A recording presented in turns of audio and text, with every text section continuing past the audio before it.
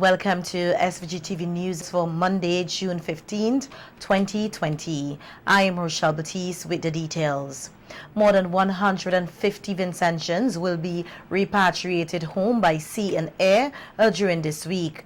19 Vincentians studying in Barbados arrived home on Sunday, June 14th at the Argyle International Airport, while 59 crew members from Royal Caribbean Cruise Line and 3 from Disney Cruise Lines arrived at Port Kingston today. Crew members employed by the Norwegian Cruise Line Company are scheduled to arrive later this week. A release from the National Emergency Management Organization NEMO said on arrival, the nationals will be processed according to the established risk-based repatriation protocols aimed at minimizing any new introduction of COVID-19 to SVG. The release further noted that outstanding COVID-19 PCR results received from the CAFRA Public Health Lab over the past week reveal no new positive cases of COVID-19.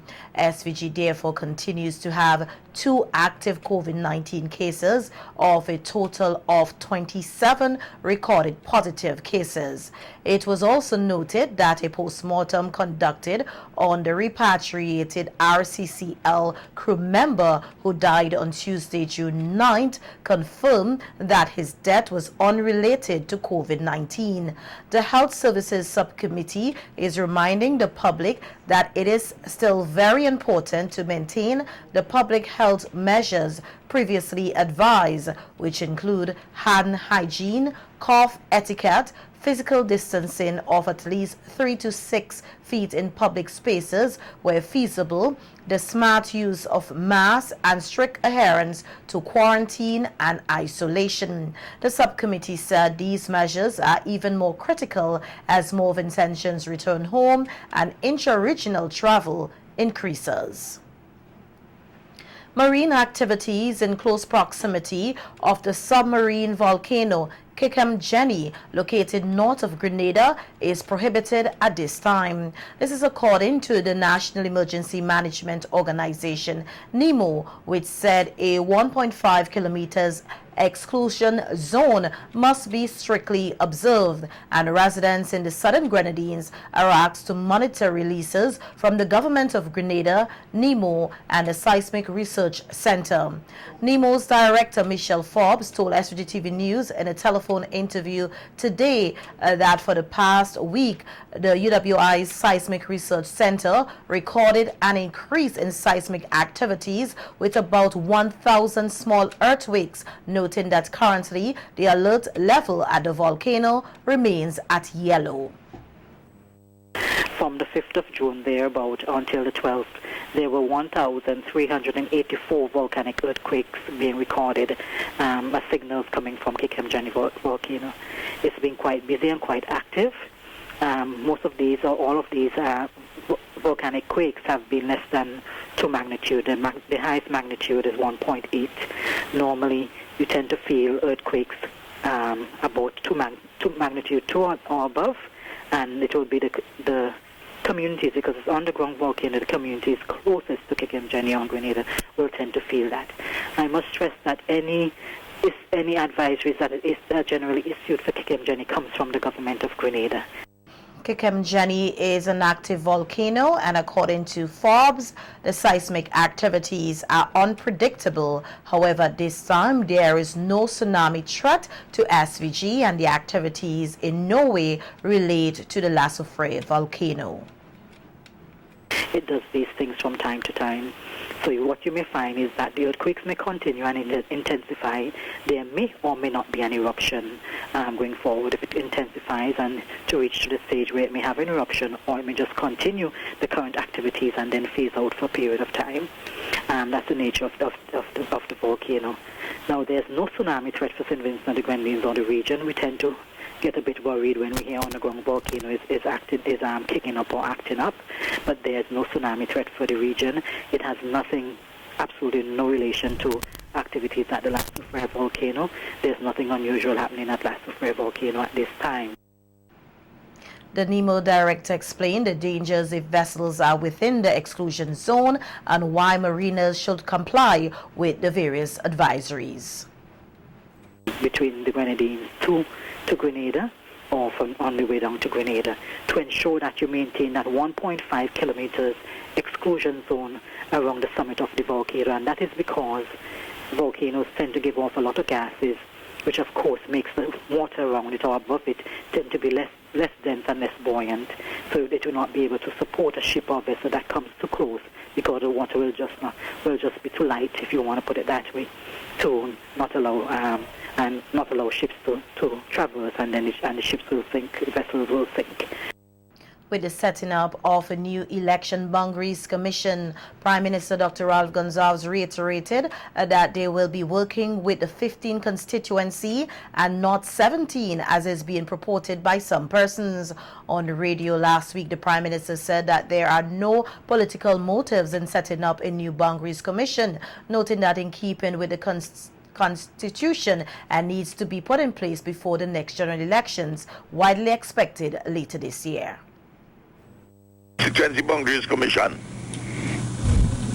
If you're not having any 17 seats, and we are not having any 17 seats, don't require much time. I think these exercises should be done within a month at the most. Certainly in time for the general elections to be properly held. But incidentally, I spoke to Lorraine Friday twice about this. On one occasion when I was talking to him, Kibakos was present, and we all agreed that it's 15 seats.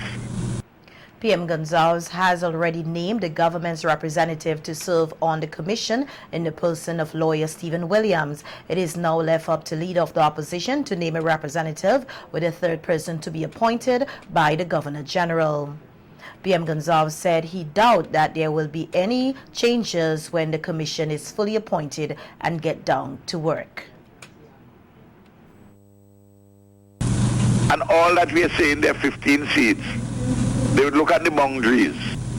I don't know if there are going to be any changes at the borders of the various constituencies. I doubt it, because as far as I know, there is no clamor for that. Once I understand there was something, I don't know if it's Sinclair, if I remember correctly, Sinclair was saying that there's a little cul-de-sac between Central and West Kingston, which would be one way, and it's in another place. Something which is de minimis, it doesn't matter here or there. And Prime Minister Gonsalves, who is the incoming chairman of CARICOM, is appealing for peace, calm and patience in Guyana as the election recount process winds down.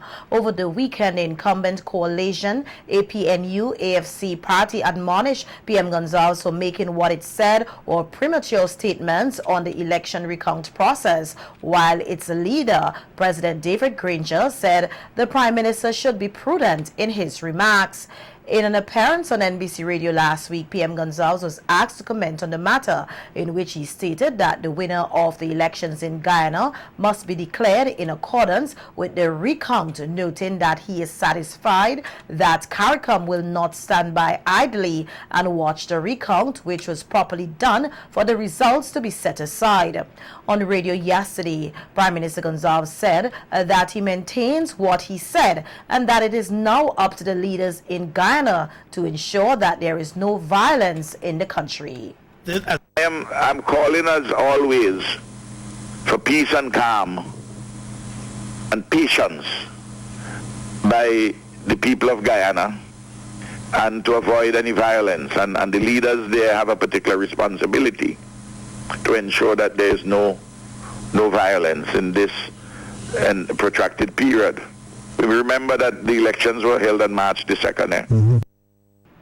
President of the Caribbean Guyana Institute for Democracy, Rickford Burke, called on PM Gonsalves to retract his statements and accuse him of stirring up anger in Guyana. PM Gonsalves said he will not respond to the CGID president. Meanwhile, he used the opportunity to pay tribute and call for justice for leader of the Working People's Alliance in Guyana, Walter Rodney, on the anniversary of his death. Rodney was killed on June 13, 1980 in Georgetown, Guyana at age 38 by a bomb in his car, a month after returning from the independence celebrations in Zimbabwe in a time of intense political activism.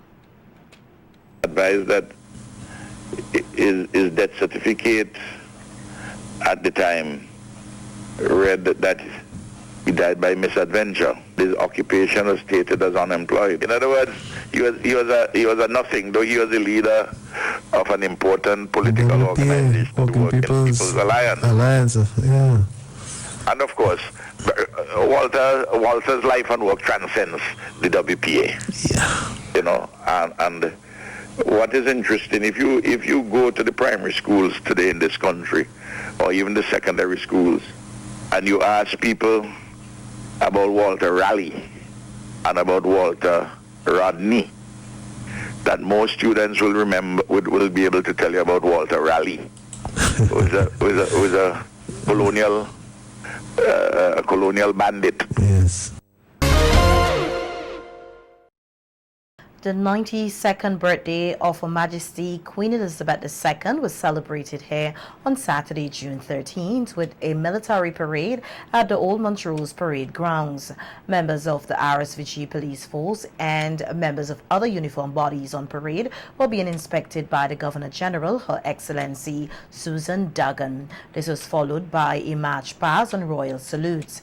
After the parade, a reception was held at the official residence of the Prime Minister, where the Governor General made a toast to Her Majesty Queen Elizabeth on her birthday. Commissioner of Police Colin John said the Queen has offered some level of stability not only to the United Kingdom but the world. He said that the RSVG Police Force has benefited from that stability. At least I have not heard her name been embroidered in controversy. Most of the time you hear her mention is something positive. St. Vincent and the Grenadines and the Royal St. Vincent and Grenadines Police Force, we have benefited from that stability in that the Royal St. Vincent and Grenadines Police Force, while we are assertive, we are generally not very aggressive, and we have offered a more customer-friendly type of service to the public while performing our duties. And I think that came from the English system of policing and the English legal system. So that is something positive that St. Vincent and the Grenadines have gotten from the United Kingdom. And I want to say the Queen, Her Majesty the Queen, because of our stability in England, she has assisted us in that regard. Prime Minister Gonsalves said that Her Majesty and the royal family have a connection with SVG not only institutionally but personally for a very long time. He said the Queen's birthday this year takes place at a very important time when SVG is celebrating 40 years of independence and a year of renewal. Takes place in the 40th year of our 40th anniversary of our independence and the year of renewal.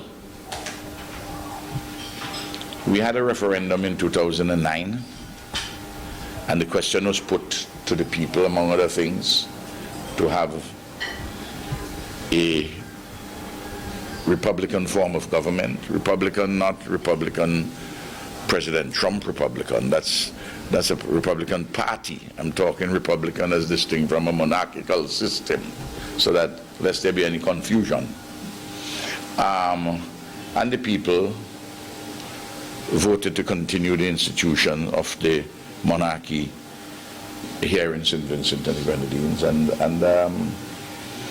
we have allegiance to Her Majesty as a constitutional matter. PM Gonsalves also shared one of his experiences with the Queen, describing her as a remarkable individual. I will never forget the occasion of the wedding of Prince William and Kate, and by virtue of being one of Her Majesty's Prime Ministers, I was invited to the wedding, Eloise and I, and we were of the smaller group who were invited to Buckingham Palace after we left Westminster Abbey. And we were in this large hall, and I was near to the middle of it. A number of persons were around, and Her Majesty left from where she was, and she came over to me, and she said, "Prime Minister, how is St. Vincent and the Grenadines? How are we doing?" Now, I had met her on a couple of previous occasions, but what it told me is that she prepared herself. She would have studied photographs, obviously, and she would have been told who of her Commonwealth ministers, prime ministers, had been invited and who were present. And it was a remarkable personal touch. The second batch of PRYME grant awardees are expected to be announced tomorrow by the PRYME subcommittee. A web application portal for the PRYME program will also be launched tomorrow at a ceremony to be held at the Ministry of Foreign Affairs conference room. It was earlier indicated that more than 80 persons had applied for the PRYME grants ranging from $2,500 to $40,000 EC dollars. PRYME targets budding entrepreneurs aged 18 to 40 years old. There is also the PRYME Plus for persons over 40 years. PRYME is open to persons who have new and already existing businesses across all sectors and is aimed at those persons who may not otherwise qualify for traditional methods of financing. More than 5 million EC dollars were budgeted for the PRYME program. Last month, 81 grants were handed out to young entrepreneurs.